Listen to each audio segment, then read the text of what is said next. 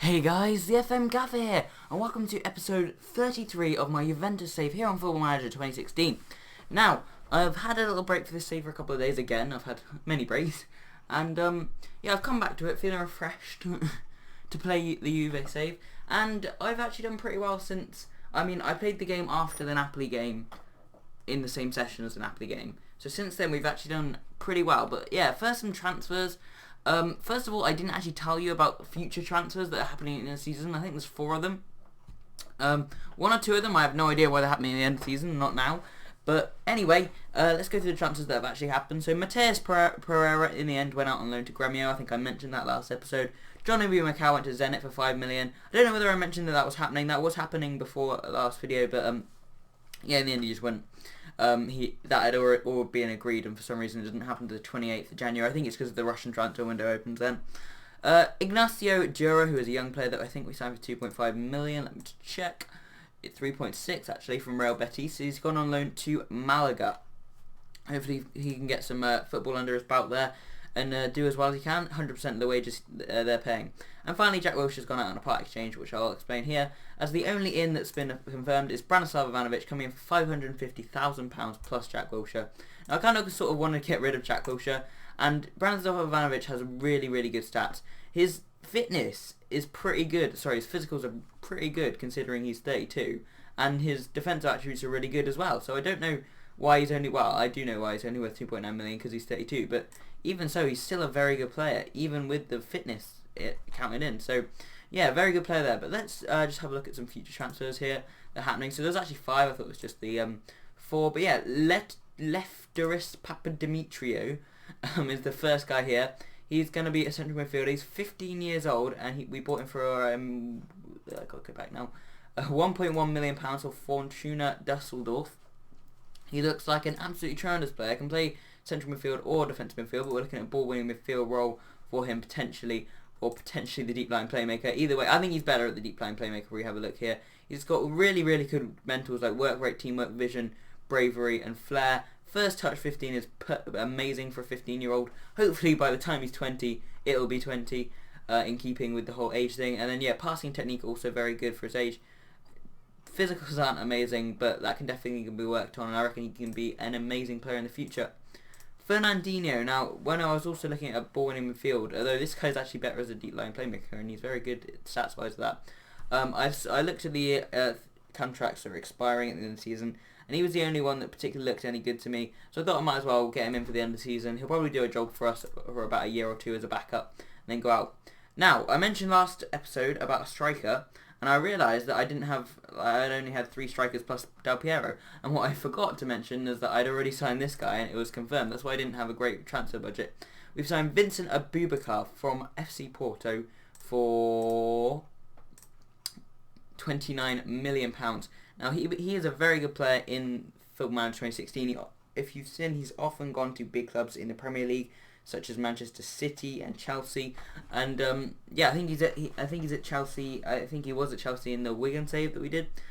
He has absolutely amazing physicals and pretty good technicals for a striker. Complete forward is where he plays, and obviously we have a complete forward. He's also a good penalty taker, which is another plus. So yeah, really good player. 3.5 star potential ability and current ability is that. But yeah, even so, I think he's a really good player. Currently better than Barbosa and Mbolo, so that's pretty good, although Barbosa is 20, so he definitely can still improve. And I think, wait, yeah, that is striker. Why is Barbosa only a 3-star? Is he, yeah, striker, he's 4-star. Don't know what that's about. But yeah, anyway, he's apparently better than Barbosa and Mbolo, although not really. And then, yeah, he's half a star behind Dybala at his best. So yeah, complete forward, as I said. I think he'll be a really good signing, and he's like going to become my 4th striker when Del Piero leaves. Michael Bradley, now, he's so overrated in this game. He is an absolutely amazing ball-winning midfielder. Even better than Nicholas Stark right now. If you just look at his stats there, 17 marking, 16 tackling, teamwork 18, work rate 19, positioning 15, determination 17, bravery 18, aggression 17, stamina and strength 19 and 15. Tremendous player. And he's got all the other stuff too. He's got free kick taking, finishing 14. I mean, Michael Bradley is so good in this game. That's why he's gone to Arsenal. He was on the transfer list for 9 million. I was like, I'm having that. Next up, Mensah, he's going to be coming in as basically a deep lying playmaker, so we're really trying to strengthen the midfield role. Yeah, deep lying playmaker on support. He will fit in well here. He's got good passing, good technique, good first touch, and he's only 22 years old. A young talent from Atletico Madrid, and on the list, on the transfer list for £6 million. I think that's pretty good signing. I can probably, if anything, sign him off for a profit. He's got really good pace and acceleration, so that's good too. And really good future transfers. I'm quite excited about all 5 of them. But yeah, let's go into the fixtures now. We're in the Man City game. I accidentally pressed submit team. So yeah, basically, after the Napoli game, we played the Atlanta game, and I wasn't in. Oh well, I was in the same session. Sorry. And yeah, we didn't do very well. German scored the only goal of the game. It was the same. We were creating opportunities, we just weren't scoring them. And I did a tactical tweak that I think may have made quite a bit of difference. It was just one instruction, and I put on to dribble less. And I think that's really helped us out because it just means that we get on with like crossing the ball, passing the ball, and we don't just go on stupid dribbles that often end up in like shooting way over the bar, or I don't know. I've just noticed that whenever we dribble for a bit, it usually ends up in shit. So yeah, I've tweaked that for these 2 games, and we've done very well. Fiorentina, we won 3-1, great result. Barbosa, Bernardo Silva and Dybala with the goals. Belotti got one back, but yeah, not too bothered about that. And then we beat Genoa in the cup 3-0, really good result again. Barbosa, Alexandra and Dybala with the goals. Then we lost to Sampdoria. Kolarov, I have to show you this goal by the way. Kolarov scored an absolute amazing goal. But yeah, there's one thing I changed this match, and I don't know whether this will affect it or not. But yeah, here's Kolarov's goal. Oh, I've got to show you in 3D because like it is an absolutely amazing strike. It just for a left back as well. I know it is Kolarov, and part of the reason I signed him was because he can do something like this. Yeah, let's just watch this. So Romero takes the corner. Eventually, it comes out to Kolarov. Yeah, here we go. He just takes a touch and he just bends it and whips it, and it just loops over the goalkeeper into the top right corner. Lovely goal from Kolarov. But yeah, I did one tactical tweak in this game, which I probably shouldn't have done. I noticed that basically Alexandro, who started the game at left wing back, even though Kolarov finished it there, Alexandro. Wait, did he? No, it might have just been. Yeah, Alexandro. Anyway, he played better at complete wing back support rather than wing back support. I think I've actually visited that before, so I was revisiting it, and I tried that out and it didn't work. And I think that is part of a contributing reason of this, because we didn't. I mean, wing back support is just that little bit more defensive than a complete wing back. And yeah, I noticed that Kolarov is the same. So it was Kolarov from the start. Obviously, it was Kolarov from the start because he scored in the 4th minute. But yeah, so I noticed that was better for them. But I think that's definitely not better for the tactic. So I think this tactic, as it is right now, just with the wing back support, is just the best it can be for now. I mean, obviously, I don't want to say that because it'll probably just end up losing today. But yeah, today we have Man City in the UEFA Champions League first knockout round, first leg. So I've reverted back to just a wing back support. Hopefully, that'll just be fine now. Barbosa wanted to leave for a bit, but then like 5 days later, I put him back in the Champions League squad, and he was so happy about that he just dropped it. So yeah, this is the team today. We've got Buffon in goal, we've got Lichtsteiner at right back, we've got Marquinhos, Rugani and Chiellini in the 3 centre-back positions. Zuma's a little bit tired, so I left him out. Alexandra's at left wing-back with Pogba and Nicholas Stark in the midfield roles. Bernardo Silva's on the right, and Barbosa and Dybala are up front.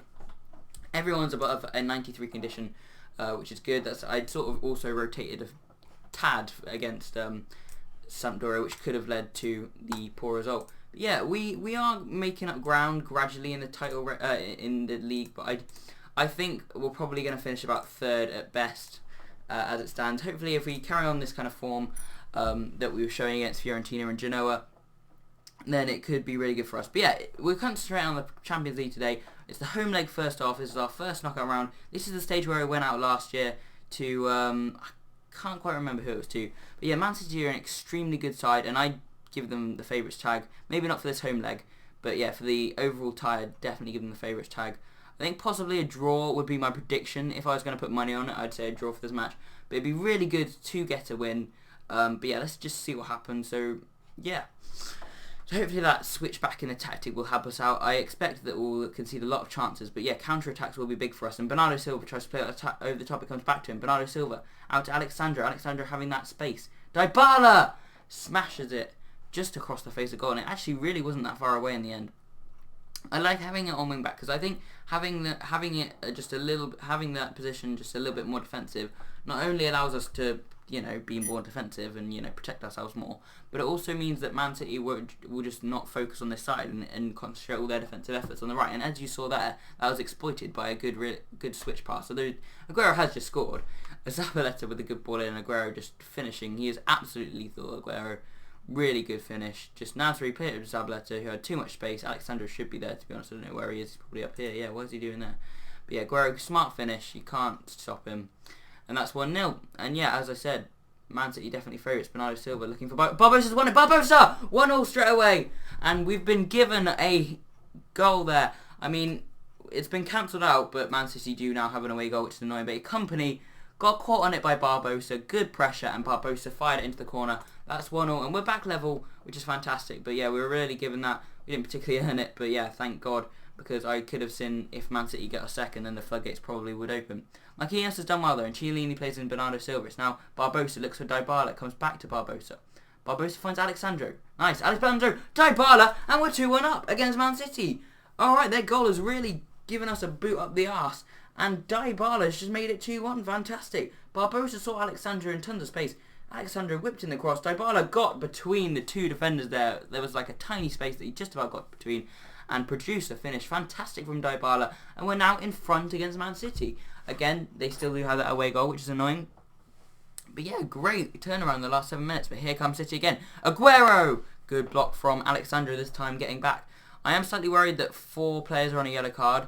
And they're 3 defence players plus Pogba, who's relatively defensive. De Bruyne now, Alexandro, good block, and Bernardo Silva now. Pogba towards Dybala. Stones comes through that well and concedes the throw. Chiellini now with a long throw. Okay, Joe Hart's just picked that up quite easily, or caught it quite easily. Bayern Munich beating Basel on the other leg. Basel down to 10 men. But yeah, we've got this up. Pogba to Dybala. Pogba. Bernardo Silva finds Dybala. Dybala! Ooh. Just over the bar there from Paulo Dybala, and again we're creating opportunities. Really good. We've started this match much better than I anticipated. To be honest, I was I had a little voice crack there. To be honest, I was expecting something like a 0-0, but it's been a really, really end-to-end exciting match, which has been not only good for us because we've managed to get more goals than they have, but also good, obviously, for viewing purposes. So I've done a good team talk there. Hopefully they will take that into account and start playing good. I mean, not start playing good, continue playing good. Marquinhos with a good win there. Nasri. Aguero. I know I had my doubts about Marquinhos at first, but he's just slotted inside really nicely and been very good in that ball-playing defender role. I think the change in tactic really benefited him at the club, and he's done really well since then. I haven't really checked his attribute levels to see if he stopped training really badly and therefore being decreasing in attribute. But yeah, no, see, now he's going up after I shouted at him about that. So yeah, 22 years old, still got quite a lot of potential, so he could go into that 4-star player and be a really good player for us. And I'm glad that we found the position or the tactic that fits him as well as, the team. But Aguero now coming forward for Man City dangerously, and he looks for Sterling, and Buffon had to sort of tip that over for a corner. De Bruyne will now whip in that corner. Aguero couldn't get there. Dybala beat him to it, and De Bruyne, Sterling's in too much space here, but good that we got a man out. Yeah, Marquinhos getting out to him, although fouling him. I didn't think that was a foul, but Nasri now with a free kick. And it's over the bar.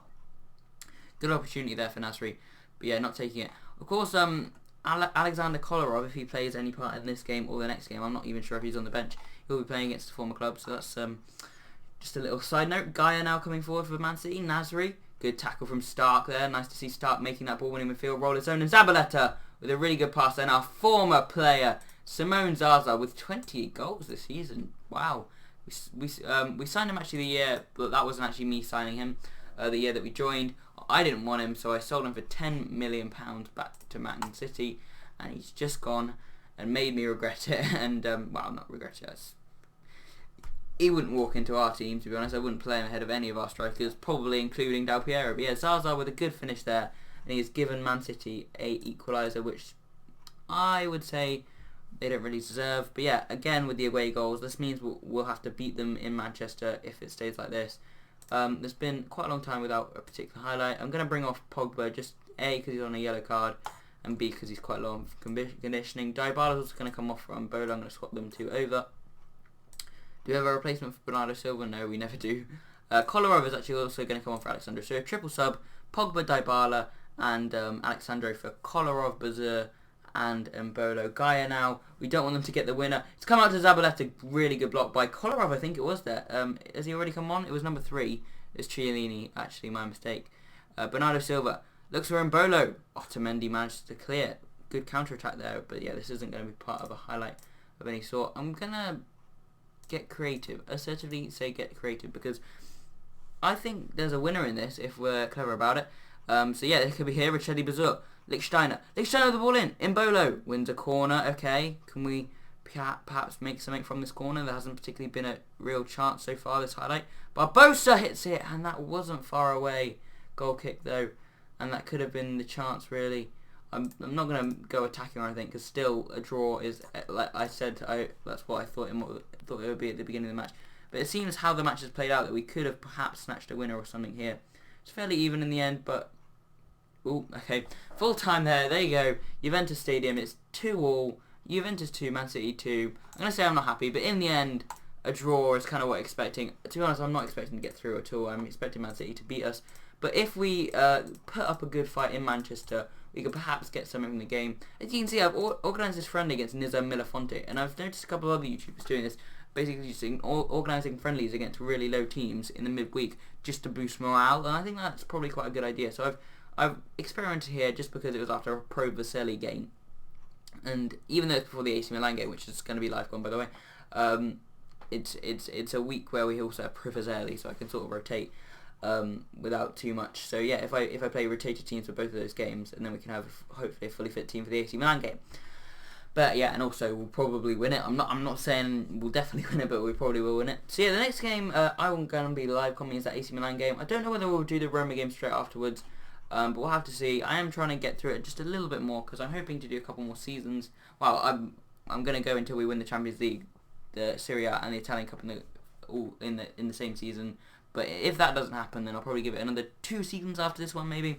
I'm not really sure. If you're enjoying it, tell me if you want to carry on for more than that or less than that. If you're saying, I want to get into a new one. I'm thinking something like Wolfsburg next, or maybe Zenit St. Petersburg, or Shakhtar Donetsk, or something really interesting. Could do an MLS save, could do a Brazilian save, could do an Australian save, because they have odd rules in Australia and USA. Not odd rules, but different to what we're used to. So yeah, just let me know if you want me to do anything particularly in the comments. If you have liked this video, then hit that like button.